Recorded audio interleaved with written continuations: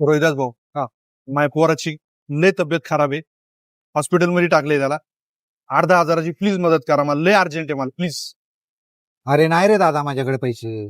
आता मेवण्याचं लग्न ठरलेलं आहे, त्यालाच द्यायचे. रोहिदास भाऊ, काय झाले? काय एवढं टेन्शन मध्ये आहे? काय नाही भाऊ, तुझं दुकान सेटअप आहे, चांगला धंदा होत आहे. मला पण वाटतं तुझ्यासारखे मोठं दुकान दाखव.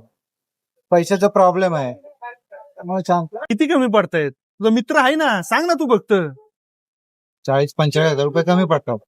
अरे भाऊ, तू एक काम कर, हे ना, आता एक 10 हजार रुपये ठेव, थोड्या वेळाने ये, बाकीचे घेऊन जा पैसे.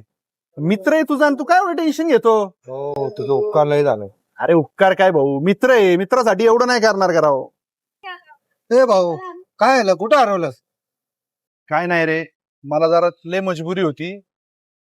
बरं तू मेवण्याचं लग्न करून घे, चल. ठीक. अरे भाऊ 8-10 हजार रुपये मी कुठून देऊ? आधीच माझी तंगी चालू आहे. तंगी तर माझी पण चालू होती. बँकवाले जेव्हा तुझी गाडी वाढायला आले होते, 17 हजार रुपये मी भरले होते त्यावेळेस. ठीक आहे.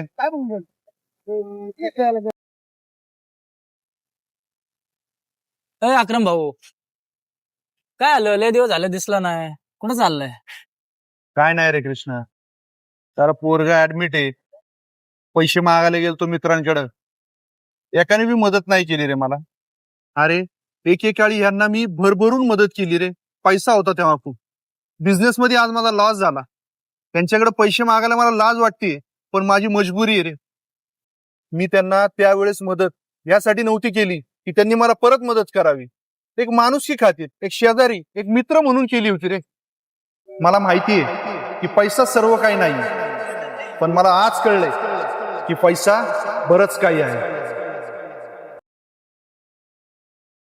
तर मित्रांनो, तुम्हाला काय वाटतं की आजच्या जमान्यामध्ये पैशाची मदत करावी का नाही करावी? कमेंटमध्ये नक्की सांगा.